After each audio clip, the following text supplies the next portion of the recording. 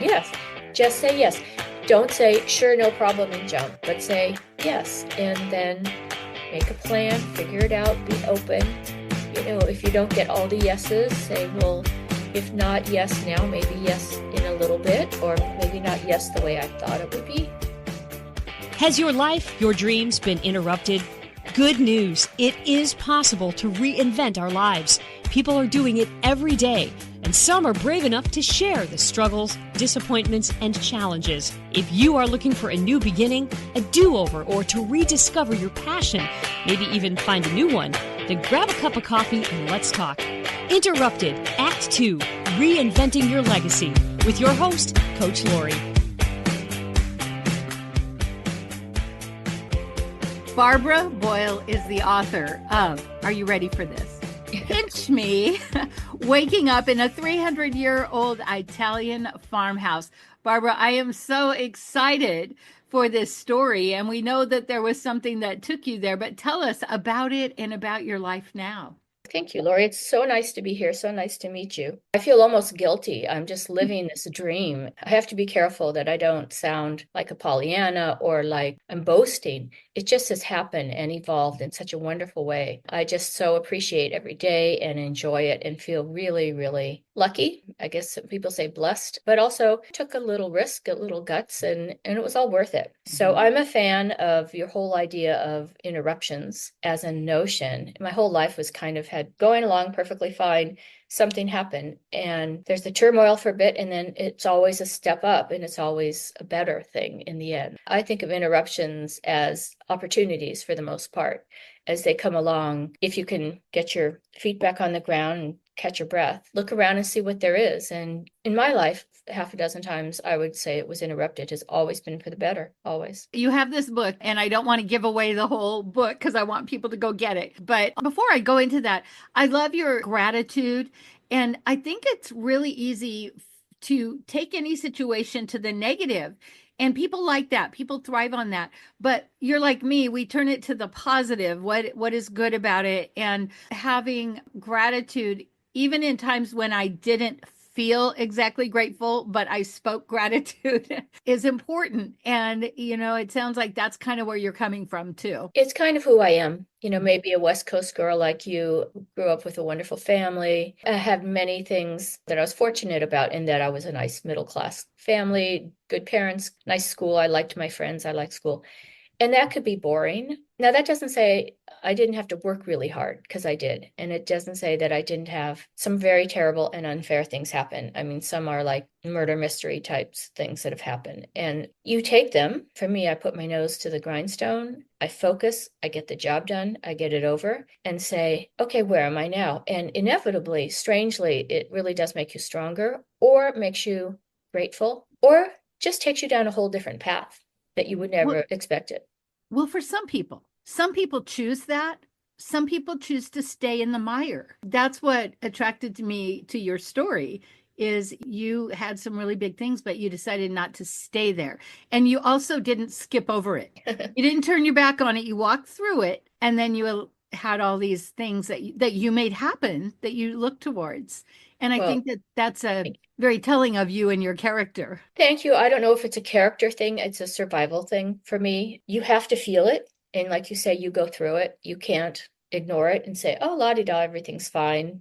If you can focus, sort of settle down and work on it, get past it, figure it out, it does become easier.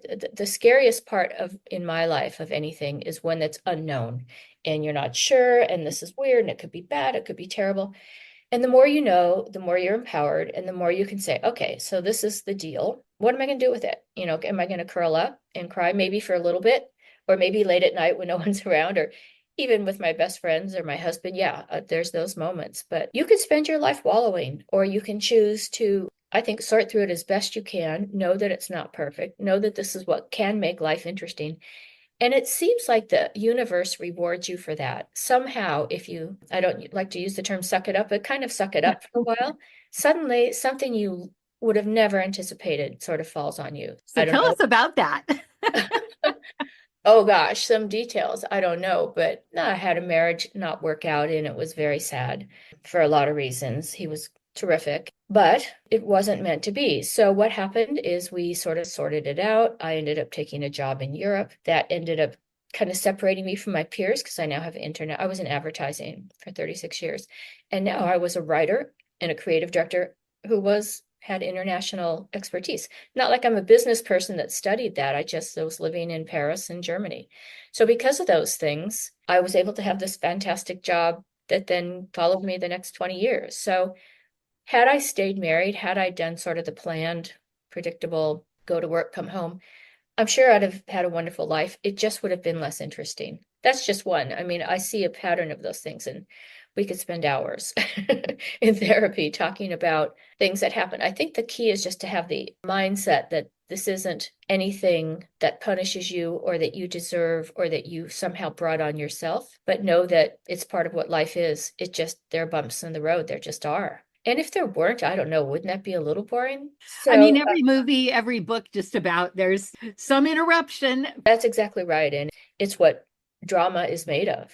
And I'm not a drama queen. I'm sort of no drama Obama. I sort of related to that when he came out with that as a notion. Like, yeah, let's not become victims. Let's not make it all about me and everything's so huge or everything's so small or so terrible. This is what we have. How can we work with it, make it better, and enjoy it along the way? It's one life. You got one pass at this.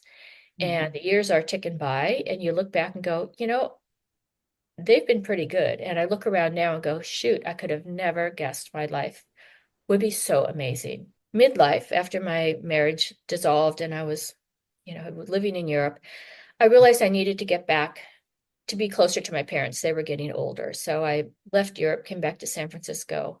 And because of that change, I encountered a wonderful man, just wonderful. And he had been friends with my brother in high school. So he was like, brother approved even before I met him. So I felt good about it. And it took 10 or 11 years of kind of him going through his divorce and his kids and getting that all sorted, which was well in the process when I met him and was already a big mess. So we just put that to the side of our relationship. And finally, 10 or 11 years into it, we were saying, okay, we should marry. This would be great because our kids are growing up, and I call them my kids now too. I had always wanted kids. He has 3 kids. I could have never have guessed that. 3 darling boys, fantastic young men now. We decided to get married, and I was ready to retire. It'd been 36 years in advertising, living in New York. I was so done, burned out, tired, and worn out. It had been a great ride. I have the most exciting career. I don't know, yours sounds pretty good too, but it was a wonderful, wonderful career, traveling the world for my business, making commercials, which is really fun. It's like being on a movie set. That's really fun. Living in New York, Frankfurt, Paris, San Francisco, pretty nice places. But my energy was low. I had given it all. I'd left it all in the field, and I said, it's time to retire. It was, obviously not 65. I was late 50s, but I was ready. And that's when we decided, let's get married. I had the energy for him. Okay, I have the energy for you. Your boys have grown up. Let's get married. Let's go back to our favorite place, San Francisco from New York, and just have a lovely life, which we did. A nice apartment, not huge, but just a nice, comfortable, good friends. San Francisco, foggy, coffee society, good wine, everything good. And just when it was perfect and we were getting settled, we were traveling through Europe, always kind of thinking maybe someday we would like to do a fixer-upper of some, you watch all those shows. And also we've always thought maybe someday we might want to try living in Europe because I had done it and he had done it for school a little bit. And we were on our honeymoon and we came upon this town. I swear, Lori, I couldn't believe one afternoon, one morning, the afternoon, these amazing things would happen that would never happen in America. We were driving from France to this northern Italy, Piemonte, to the little town of Monforte, Alba, which I'd never heard of, never been to, didn't know anything about. I picked the town because I saw on the internet this hotel looked pretty cute, pretty cool, and it was sort of near where we were going to be. Literally could have taken a dart and thrown it at a map, and we booked a week there, the second half of our honeymoon. So as we're driving from beautiful Burgundy through to Italy, the scenery gets kind of a little funkier, a little more blue collar, kind of a lot of tractors, sort of uninteresting terrain, and I'm kind of wondering, oh my gosh, what have I done? Where are we going? I don't really know anything about this town. And the weather gets worse. It gets rainy. It gets icy. So we're driving along. The weather's bad, and there was nothing in the car but the kind of click clack of the windshield wipers. We're thinking, where are we going? It could be a really not great half of your honeymoon. So we wander up this really windy, curvy hill, almost falling off the road. Finally end up at the top of the hill, and there's this charming little stone hotel, just like I'd hoped. In the pouring rain with the ice and a little bit of snow. We get out of the car, and I'm kind of tiptoeing on the cobblestones and open the door, and there's this just beautiful girl. Buonasera, Mrs. Boyle. Buonasera, Mrs. McGuire. She was so adorable and so happy, and said, well, I'm so happy to see you. I'm not sure why she knew my name. She came out, she got us up into our room. She says, we've upgraded you. I hope that's okay. They've took us up these old charming stairs to this beautiful room with frescoes, and not giant, but comfortable and big and lovely. And I went, okay, if this is all we do for the next 5 days is stay in this beautiful room, we'll be okay with this lovely woman. So after a little bit, we got organized. We went downstairs and said, okay, can we just have dinner here in the hotel? And she says, oh, I'm sorry. We don't serve dinner. We just serve breakfast and lunch. But I said, okay, then is there something nearby? She says, well, this is Tuesday, so the town is closed. And I said, oh, okay, it's closed. She says, yes, but there's one restaurant and I can make you a reservation. I said, great. Can we walk? Or she goes, you can walk. And I looked out and it was icy and snowy. We're at the top of a hill. She goes, it's about 1 kilometer down the hill. I'm like, yeah, I don't think I'm going to walk. But I said, well, is there a taxi? And she says, yes, but he's in Milan. Like, how do you know he's in Milan? Whatever. I was just sort of befuddled by all this. She said, but I'll take you. So she locks up the hotel, gets her little Fiat, drives us down the hill. And have this most fantastic dinner. Again, there's like 4 people at the restaurant. Fabulous food, great wine. And at the end of the dinner, we're thinking, oh gosh, how are we going to get back up in the snow and ice? The owner and cook, same person, comes by and says, I'll take you home now. I promised Monica I would. So he puts us in his car, drives us up the hill. We're looking at each other going, this is not a normal place. Things like this don't happen. I tell you, Lori, the next morning, 2 or 3 times for the next week, things like that happened all the time.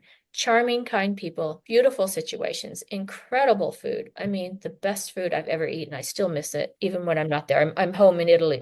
San Francisco for a few months getting the book launched. So it's a dream world. I felt like Alice in Wonderland, falling down the looking glass going, this is different. It's a world. I like it. Don't quite get it, but I'm going to go with it. And because of that, we have fallen in love with this land, fallen in love with the people, gotten to know them, have learned Italian pretty well, some days better than others, have really gotten into the food. My husband has built a winery out of, I guess, 75 plants. And we make like 100 bottles a year, but he's learning wine. I'm learning Italian. We're having just the best life. It's every day is interesting, challenging, but in a fun way, to get the wine right, to get your Italian right, to enjoy living there. And it's great. So I could have never pictured that that's what we'd be doing, just by being kind of open and going, well, all right, why don't we buy something? Maybe find an old fixer-upper, which we did. We found this old stone barn and just see as a project, maybe that'll be something fun to do. And the longer we did the project, the more we said we need to live here. So after a year or 2, we interrupted our perfect life in San Francisco, perfectly wonderful. Aside from the earthquakes and tsunamis. Yeah, I haven't been in so many tsunamis lately, so I was willing to risk that and said, all right, we'll always have San Francisco. We can always come back. Let's try this for a while. So we did, and it's been great, just great. Wow, it sounds like a Hallmark movie. That's what I'm saying. It sounds too Pollyanna, but there were some things that happened along the way that weren't Pollyanna, that weren't Hallmark, and that were challenging. Oh my gosh, it was a 300-year-old stone barn with basically no roof. You could look up and see the stars, which was really romantic, but not great if you're going to be sleeping up there in the snow. So we had to really take it apart, and there's still constantly, we're getting photographs now from the house showing that we have a moisture problem in the downstairs, and there's flies that have been getting into our bedroom at the upstairs. It isn't like I'm living in a sterile, lovely condo somewhere. It's fun, but challenging. There's work to do, but it's all worth it. It's so worth it. So now you're launching your book, and what do you see? Like, are you going to write another book? What is we should celebrate that you're launching, but it's like, you just have this amazing life now, so different than before. I don't think all that many people want to see 3 or 4 memoirs of my life. I think that this one story is a story that everyone who comes to the house says, "Why you? Why here? And how did you?" Because it's really in the middle of nowhere. So I felt it was okay to tell my story one time, or the story of how you could live a very perfect life somewhere, a very nice life, Mhm. and make it even richer and better. I'm dying to write the book of the woman who lived in my house that we bought, who was born there, lived to be 98, and died there. Never left the house, never married, her entire life in that house. I feel like we've been roommates these last 5 or 10 years. I feel her soul very much and her energy. And I'd really love to make up a story, but about her, based on her, picturing that house. I look out at the late afternoon sunsets that are just gorgeous and wonder, did she stop and look out and say, boy, what a beautiful sunset? Because they didn't have a view out that way. That was for the cows. We were in the barn. The cows had great views of the sunsets. And the Italians don't want, late afternoon sun, so they don't focus on that. They have small windows that are much more practical for the heat and cold. And so I'm trying to picture what her life would be like. So I'm dying to tell that story. But apparently there is quite a lot of work of getting a book into this world and out there. So this is fun, different, exciting. But as soon as it's done, we're going back at the end of March and I want to get back writing. I've been writing flash fiction. Those are stories that are very, very short, super short. And they're supposed to be. There's an intensity in it. I think Hemingway wrote the shortest one that was sort of famous, which was For Sale, Baby Shoes, Never Worn. Okay, so that was the story, right? In 6 words, you go, oh boy, there's a story there. So that's what flash fiction is. That's an exact, that mine are like 200 and 300, 400 words, not 4 words.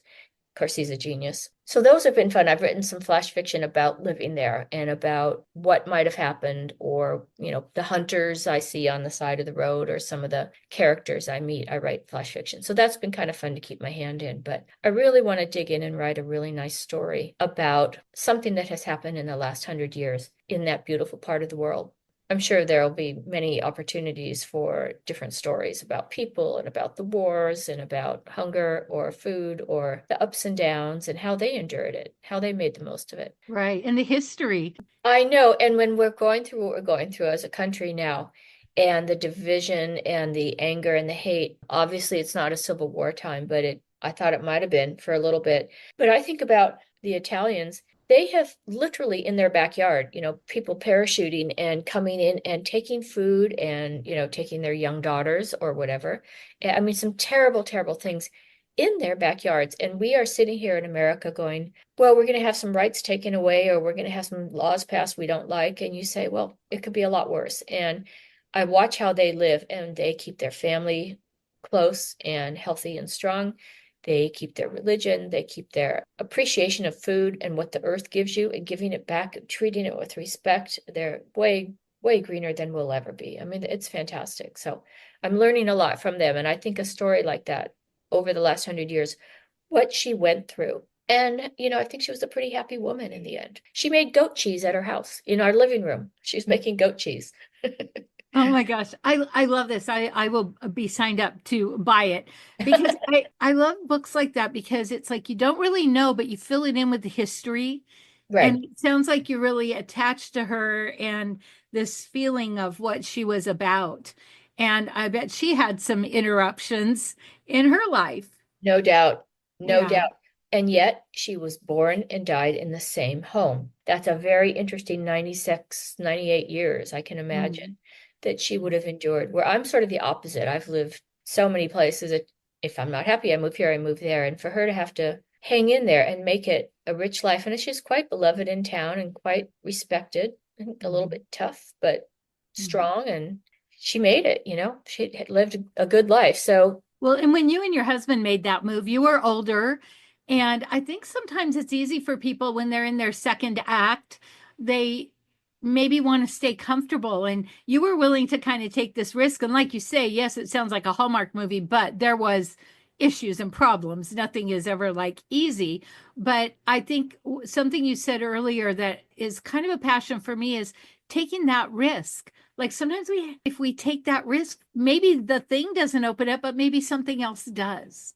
exactly. I mean, you don't get anything interesting doing the same thing over and over and over the rest of your life. Now, yes, you can get deeper, you can get stronger, and there's depth in that. But when something unexpected happens, that frees you up for something new and exciting. It's a little uncomfortable. I can see that there can be a risk. Our risk we kept mitigating, though. The way we decided to do it was being kind of open to it. We've already just married late in life. He had kids who were finally into college at that point and open to having dad be far away. And my brothers were cool with it. His siblings were adapted to it.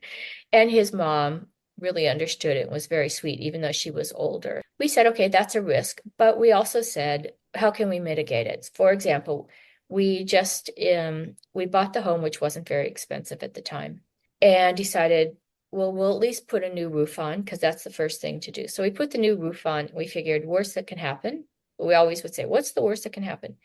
We'd have to sell it and probably get most of our money back. And if we didn't, we'd say, all right, so then that was a little bit of an investment in an adventure.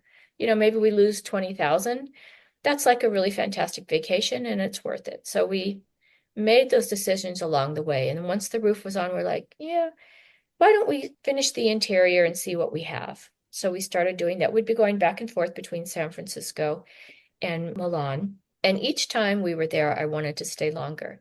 And each time I left, I was like someone who's in love with a faraway lover. I was thinking about them all the time and tried to find excuses to talk about, oh, that's just like what happens in Italy. And I was really boring, I'm sure, to talk to because I was smitten. I was really in love with this new place in this town.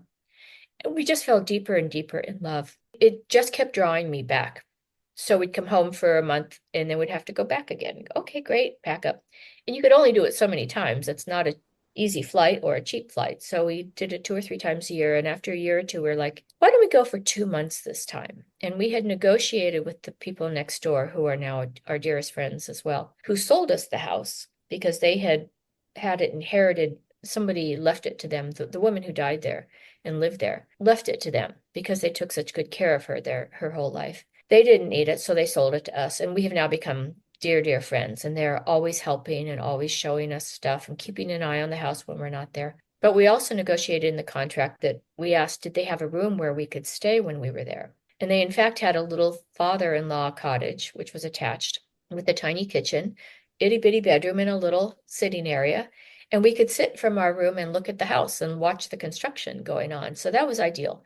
So for basically, I think we paid $100 a week to stay there. And we had all our own cooking and it was really great. So that worked. Plus we got to know them. We got to learn some Italian. And that was an easy way, an inexpensive way to stay there. So we hadn't spent that much on the house. We're taking it a piece at a time to fix it up. We're figuring out how to go there economically. But after a couple of years, we just said, I think we want to try it for longer. So we rented our apartment in San Francisco, kept it, but rented it out. Again, just I feel like I'm leaving breadcrumbs. I'm out on a limb, but I know my way back and just keep doing that until the next time we said, I think we're ready to sell the house in San Francisco and be here full time. So we moved and put a lot of stuff in storage and took some key things with us and sort of bought new Italian, or they're all old, but bits of furniture from Italy and furnished it that way. And then we were there for a year or two. And we went back for our son's wedding. We went back for Christmas. We'd go back a couple times, but now it was the other way. Instead of San Francisco going to Italy from time to time, we're in Italy going back to San Francisco to see the family. Until a couple years into this, I found a tiny lump on my breast. It was really tiny. And I'd had a mammogram 4 months earlier. So I thought, probably nothing. So I put it off for a few weeks. Finally, I found a doctor who looked at, I'm sure it's nothing. They did a sonogram. I'm sure. So we got the I'm sure it's nothing for 2 months until the phone call came. Oh, I'm sorry, it's cancer. So that is a moment where I just went, okay, all right, what am I going to do here? And I was just boarding a plane. I got the text as I'm getting on the plane from Sicily. And knowing that we were with 3 friends, nobody knew what I'd gotten. So I'm sitting in my chair in my seat, trying to figure out, what do I do now? As I'm fastening my seatbelt, putting the tray, taking off and going, all right, this is a moment. This is a moment that I'm going to have to deal with. So I cried a little bit. My husband held my hand for a while and we landed and started making plans. What do we do? And that was an interruption, not a good interruption. And so we planned to go back to San Francisco as soon as we could. invest the year or so that we were going to need to go through this pretty serious cancer. It was a triple negative stage 2, which was a real shock. But I had fabulous care in San Francisco. I'm cured 7 years later. I feel, who would have guessed, that would have worked out okay. And we now have our home to go back to, and we live there as much as we can. And I don't even have to go for 6-month checks anymore. So we're there often for the whole year now. It's wonderful. That's such an amazing story. Where do we get your book? My book is on Amazon. It'll be in Barnes & Noble, tiny bookstores near you. It's being published by She Writes Press and Simon & Schuster. So it wasn't self-published, which means it's pretty available. You may sometimes have to ask your local bookstore to order it, but they should be able to. It's officially out February 1st, but I believe it's done and is on its way to me. So I should get it in the next few days to actually hold in my hand, which will be pretty exciting. I have a advanced reader copy here. So that's available. And I'm on Substack, which is this wonderful new platform. I love Substack for writers to sort of, there's no advertising that is affected by it, like the way Facebook and some of those other platforms will send you ads. You will get my email every week if you subscribe, and it's free. How do we subscribe? You just you can type in 300-year-old Italian farmhouse, letters from a 300-year-old Italian farmhouse, or my name, Barbara Boyle. The URL is my name, boyleb.substack.com. But if you just start searching Substack and put my name, or there aren't a lot of 300-year-old Italian farmhouses on Substack. You can follow me weekly, and I write every other week now posts about Italy, posts now about getting the book out from here that have an Italian flavor to them. And then I'll be back in March writing every week or two right from Italy. And then my book is, it's out there. Amazon, you can pre-order now. So you can order on Amazon.com. You can order through She Writes Press. You can order through Simon & Schuster. It's out there. First of all, thank you for sharing your story. That's so incredible. But before we go, Barbara, what is it you really want us to know? I guess what keeps me going and what keeps my heart beating is you have to dream. You have to have good dreams and big dreams, and maybe you'll be able to realize them, maybe you won't. But if you see a chance, go for it. Don't jump off the ledge, down into the gully, but tiptoe closer and make sure you've got a harness and peek over and learn about it and find a way to, get your way to where you want to go with foresight and with care, but go. I meet so many people who say, "Oh, I've always wanted to live in Italy. Oh, I've always wanted to do a, fixer-upper house." And it's hard for me to bite my tongue, but I want to say, well, then do it. I mean, yes, we had an older mother who was in a rest home, but she was excited for us. We called her all the time. We came home all the time. During the pandemic, we saw her as much as the other kids, if not more.